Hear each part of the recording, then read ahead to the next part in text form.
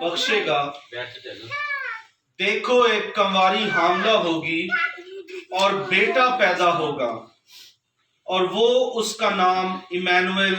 رکھیں گی۔ خداوند کے پاک کلام کے پڑھے اور سنے جانے پر اس کی برکت ہو۔ خداوند کا شکر۔ میرے عزیزو، کرسمس کی جب بھی ہم بات کرتے ہیں، کرسمس کا جب بھی سیزن ہمارے سامنے آتا ہے تو بہت سی باتیں، بہت سے سوال اس دنیا میں نسل انسانی کے اندر پائے جاتے ہیں، اور اکثر جو ہے ہمارے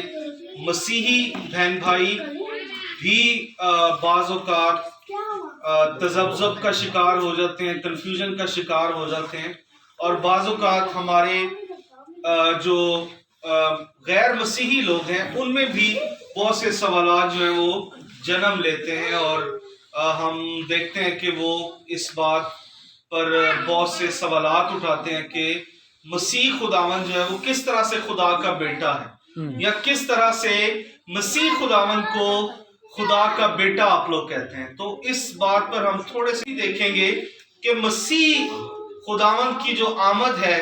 مسیح یسوع کی جو آمد ہے، وہ کوئی حادثاتی طور پر نہیں ہے، کوئی انسیڈنٹل نہیں ہے کہ آپ راستے میں جا رہے ہیں اور جیسے ایکسیڈنٹ ہو جاتا ہے اور ایکسیڈنٹ کا پتہ نہیں چلتا، وہ حادثہ ہوتا ہے۔ جیسے بھائی ریاض بیٹھے ہوئے ہیں، بھائی ریاض اور بھائی جمشید راستے میں جا رہے تھے اپنے دھیان میں، اور ایک دم سے ان کے ساتھ ایک بہت بڑا حادثہ پیش آیا۔ تو حادثاتی واقعے کو اس طرح سے اس کی آپ تعریف کر سکتے ہیں کہ کوئی بھی ایسا کام کہ جس کی نہ تو آپ نے کوئی پلاننگ کی ہو، جس کے بارے میں نہ تو آپ نے سوچا ہو، اور جس کے بارے میں نہ آپ کے وہم و گمان میں بھی نہ ہو، اور وہ کام ہو جائے، اس کو کہتے ہیں حادثاتی واقعہ۔ اب مسیح یسوع کی جو پیدائش ہے، اکثر جب ہم سنتے ہیں، دیکھتے ہیں، تو کہا یہ جاتا ہے کہ جی کتھوں ایک کنواری عورت جو بچہ پیدا ہو گیا۔ تو میرے عزیزو، یہ خدا نے اپنے زندہ کلام کے اندر یسایہ نبی کا جو صحیفہ، یہ تقریباً یسوع مسیح کی پیدائش سے 700 سال پہلے، 700 سے 750 سال قبل از مسیح یہ صحیفہ لکھوایا گیا، اور یسایہ نبی کے ذریعہ سے خدا نے بنی اسرائیل قوم کو یہ بتایا کہ دیکھو خداوند آپ تم کو ایک نشان بخشے گا، اور دیکھو ایک کنواری حاملہ ہوگی اور بیٹا پیدا ہوگا،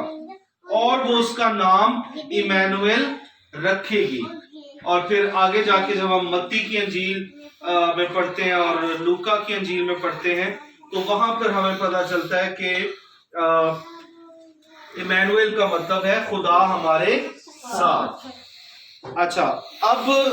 میں آپ کے ساتھ یہ کچھ آیات ہے جلدی سے پڑھنا چاہوں گا، اور پھر ہم اس پہ مزید بات کریں گے۔ لوکا کی انجیل، اس کا پہلا ہی باب اور اس کی 24 آیت سے یہاں لکھا ہوا کہ ان دنوں کے بعد اس کی بیوی الشبہ حاملہ ہوئی، اور اس نے 5 مہینے تک اپنے تئیں یہ کہہ کر چھپائے رکھا کہ خداوند نے میری رسوائی لوگوں میں سے دور کرنے کے لیے مجھ پر نظر کی، اور ان دنوں میں اس نے میرے لیے ایسا کیا۔ مسیح کی پیدائش سے تقریباً 6 مہینے قبل مسیح کی جو مریم، جو مسیح کی ماں ہے، یسوع مسیح کی ماں ہے، اس کی جو ایک خالہ زاد، اس کی ایک کزن تھی جس کا نام الشبہ تھا، اس کے بھی بیٹا پیدا ہوا، اور وہ بھی خدا کا تھا، یوحنا بپتسمہ دینے والا۔ اور پھر 26ویں آیت پہ لکھا ہوا ہے کہ 6 مہینے میں جبرائیل فرشتہ خدا کی طرف سے گلیل کے ایک شہر میں جس کا نام ناصرت تھا، ایک کنواری کے پاس بھیجا گیا جس کی منگنی داؤد کے گھرانے کے ایک مرد یوسف نام سے ہوئی تھی، اور اس کنواری کا نام مریم تھا۔ اور فرشتہ نے اس کے پاس اندر آ کر کہا، سلام تجھ کو جس پر فضل ہوا ہے، خداوند تیرے ساتھ ہے۔ اور وہ اس کلام سے بہت گھبرا گئی اور سوچنے لگی کہ یہ کیسا سلام ہے۔ فرشتہ نے اس سے کہا، اے مریم خوف نہ کر، کیونکہ خداوند کی طرف سے تجھ پر فضل ہوا ہے، اور دیکھ تو حاملہ ہوگی اور تیرے بیٹا ہوگا، اور اس کا نام یسوع رکھنا۔ وہ بزرگ ہوگا اور خدا تعالیٰ کا بیٹا کہلائے گا، اور خداوند خدا اس کے باپ داؤد کا تخت اسے دے گا، اور وہ یعقوب کے گھرانے پر ابد تک بادشاہی کرے گا، اور اس کی بادشاہی کا آخر نہ ہوگا۔ مریم نے فرشتہ سے یہ کہہ کر یہ کہا کہ یہ کیوں کر ہوگا جبکہ میں مرد کو جانتی نہیں؟ اور فرشتہ نے جواب میں اس سے کہا کہ روح القدس تجھ پر نازل ہوگا، اور خدا تعالیٰ کی قدرت تجھ پر سایہ ڈالے گی، اور اس سبب سے لکھا ہوا ہے، اس سبب سے وہ مولود مقدس خدا کا بیٹا کہلائے گا۔ غور کیجئے گا ان الفاظ پر۔ اور دیکھ، تیری رشتہ دار الشبا کے بھی بڑھاپے میں بیٹا ہونے والا ہے، اور اب اس کو جو بھانج کہلاتی تھی 6واں مہینہ ہے، طرف سے ہے، وہ ہرگز بے تاثیر نہ ہوگا۔ مریم نے کہا دیکھ، غور طلب آیت ہے، مریم نے کہا دیکھ میں خداوند کی بندی ہوں، میرے لیے تیرے قول کے موافق ہو۔ تب فرشتہ اس کے پاس سے چلا گیا۔ اب یہ وہ پیشن گوئی جو یسوع مسیح کی پیدائش سے تقریباً 700 سے 750 سال پہلے کی گئی، یسایہ نبی کی معرفت لکھوایا گیا، اور یسایہ نبی کے ذریعہ سے وہ کلام خدا نے بنی اسرائیل قوم تک پہنچایا۔ آج یہاں پر 2000 سال بعد، یعنی یسوع مسیح کی پیدائش کے 2000 سال بعد آج ہم اس کو پڑھ رہے ہیں، اور ہمیں یہ پتا چل رہا ہے کہ یہ کلام برحق ہے اور یہ کلام سچا ہے جو ہمارے خداوند یسوع مسیح کی پیدائش کے بارے میں ہمیں بتا رہا ہے۔ اور یہاں پر بہت سے سوالوں کے جوابات ملتے ہیں، اور جس میں سے ایک جواب جس پر میں نے شروع میں بات کی کہ جو سوال ہمارے اکثر غیر مسیحی لوگ ہم سے کرتے ہیں، اور یہاں پر اس کا جواب خدا کا بندہ لوکا جو ہے وہ ہم تک پہنچاتا ہے۔ اور فرشتہ نے جواب میں اس سے کہا، پہلے باب کی 35 آیت، کہ روح القدس تجھ پر نازل ہوگا، اور خدا تعالیٰ کی قدرت تجھ پر سایہ ڈالے گی، اور اس سبب سے، اور کس سبب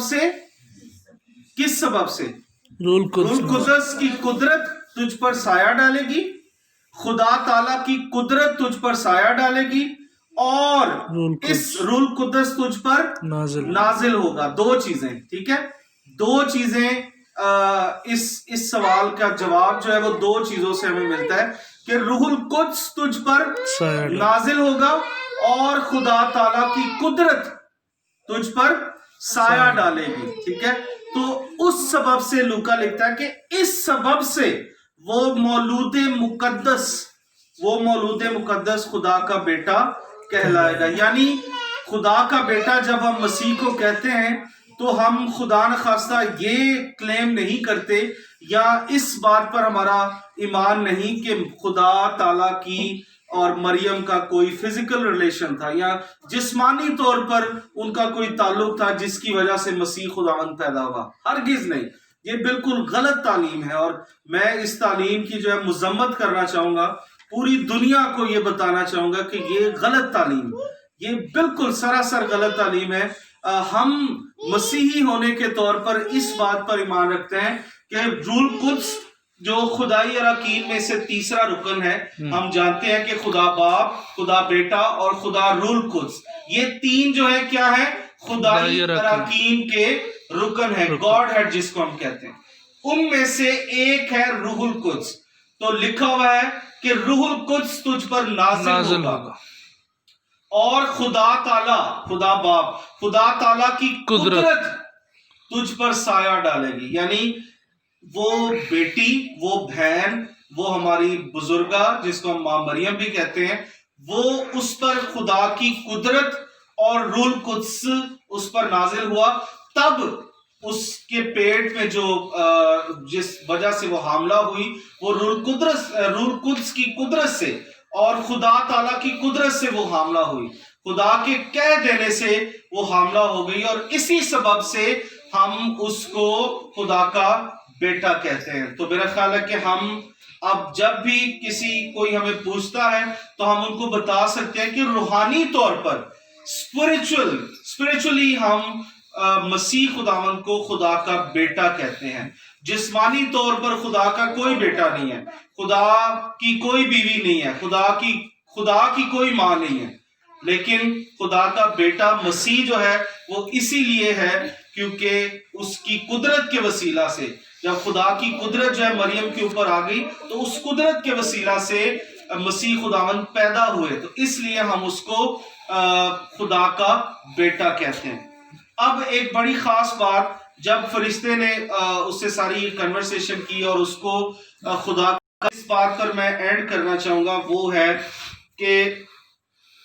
मरियम का रिस्पॉन्स क्या था, मरियम का जवाब क्या था। मरियम ने कहा, देख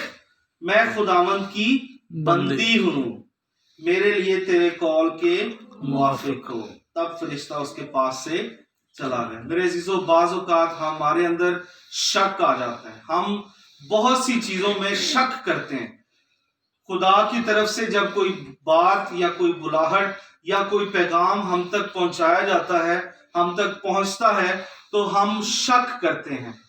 मरियम के इस करैक्टर पर गौर करें। आज इस क्रिसमस स्टोरी की वसासत से मरियम के करैक्टर पर गौर करें कि मरियम, पहली चीज कि वो एक पाकीज़ा औरत थी, वो पाक औरत थी, वो किसी भी तरह से किसी भी जो है जिस्मानी ताल्लुक उसका किसी ऐसे मर्द के साथ या किसी तरह से भी जो है वो शरीयत के तहत भी एक पाक औरत थी। और इसीलिए बनी इसराइल में मसीह के आने से पहले तक जो लोग हैं वो अपनी पहली जो बेटी होती थी, जो पहली बेटी होती थी, उसका नाम मरियम रखते और उसको कोशिश करते कि वो काफी देर तक कंवारी रहे, या जो उनका टाइम पीरियड था उस वक्त तक कंवारी रहे, क्योंकि खुदा ने ये नबूवत की हुई थी बनी इसराइल पर एक कंवारी हामला होगी। तो हर शख्स, हर खानदान की जो खुदा से प्यार करता था और जो एक रास्तबाज कुंबा और एक रास्तबाज खानदान हुआ करता उस टाइम पे, तो वो यही कोशिश करते कि हमारी बेटी मरियम जो है उससे मसीह खुदावंद पैदाइश ले। तो यहाँ पर मरियम का करैक्टर हमारे सामने आता है कि मरियम जो है वो एक बहुत ही पाक और साफ और पाकीज़ा और रास्तबाज बंदी थी, रास्तबाज औरत थी, रास्तबाज लड़की थी। और जब फरिश्ते का पैगाम उस तक आया तो उसने कहा, देख मैं खुदावंद की बंदी हूं। यहाँ पर लफ्ज बंदी जो इस्तेमाल हुआ है वो बड़ा अहमियत का हामिल है। लफ्ज बंदी जो है वो इब्रानियों जुबान से जब हम देखते हैं तो इसको जब इब्रानियों की जुबान में हिब्रूस से लिया गया तो उसमें इसका मतलब है गुलाम होना या नौकर होना। तो हम समझते हैं जिस्मानी तौर पर भी हम दुनिया में देखते हैं कि जब कोई किसी का गुलाम होता है तो वो उसकी हर बात को सुनता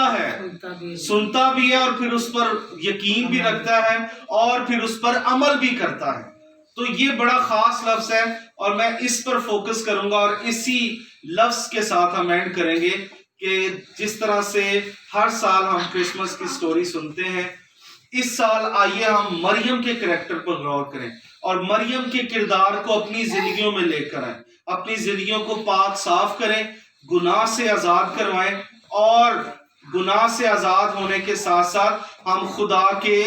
गुलाम हो जाएं। और ये वो गुलाम नहीं है कि जो जंजीरों में जकड़ा हुआ या जिसको किसी भी तरह की कोई आजादी हासिल नहीं है।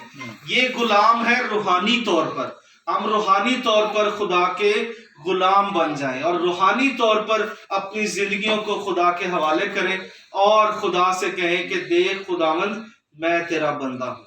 देख खुदावंद मैं तेरी बंदी हूं, मेरे लिए तेरे कॉल के मुआफिक हो। आइए उसका कॉल जो कलाम मुकद्दस में हमें मिलता है, कलाम मुकद्दस के अंदर उसका कॉल मौजूद है और उसके कवानीन और कॉल को हम पूरा करते हुए अपनी जिंदगियों को बेहतर करें और इस साल 2020 के अंदर क्रिसमस की खुशियों को इस चैलेंज के साथ और इस टारगेट के साथ और इस गोल के साथ गुजारें कि हमने अपने आप को खुदा की बंदी या खुदा का بندہ کہلانا ہے. اور اگر ہم ایسا کریں گے تو میرے عزیزو خدا ہمیں برکت دے گا, خدا ہمیں سرفراز کرے گا, جس طرح سے اس نے مریم کو سرفراز کیا, جس طرح سے اس نے مریم کو آج پوری کائنات, پوری دنیا جو ہے وہ آج بھی جب مریم کا نام لیا جاتا ہے تو اس کو عزت کے ساتھ, تعریف کے ساتھ, تعظیم کے ساتھ اور بڑی ہی زیادہ اس کی تعظیم کی جاتی ہے کہ وہ ایسی ایک عورت تھی, ایک ایسی بندی تھی جس کے وسیلہ سے خداوند یسوع مسیح جو میرا اور آپ کا اور اس پوری کائنات کا خالق ہے اور اس پوری کائنات کا نجات دہندہ ہے, اس نے مریم کے بطن سے پیدائش کی اور مریم کو یہ اعزاز حاصل ہوا کہ وہ خدا کے بیٹے یسوع مسیح کو پیدا کر سکے. میرے عزیزو آئیے ہم اس چھوٹی سے کلام کے وسیلہ سے اور ایک چھوٹے سے لفظ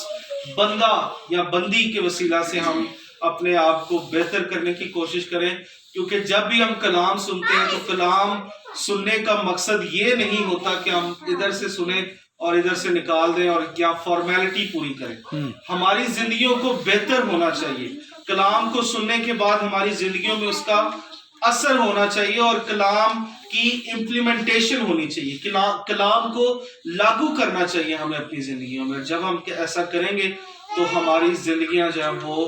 بہت ہی زیادہ بابرکت ہوں گی اور ہماری زندگیوں سے خدا کو اور خدا کے بیٹے یسوع کو جلال ملے گا. اور میں یہ سبھی کچھ کہتا ہوں مسیح یسوع کے نام سے, آمین.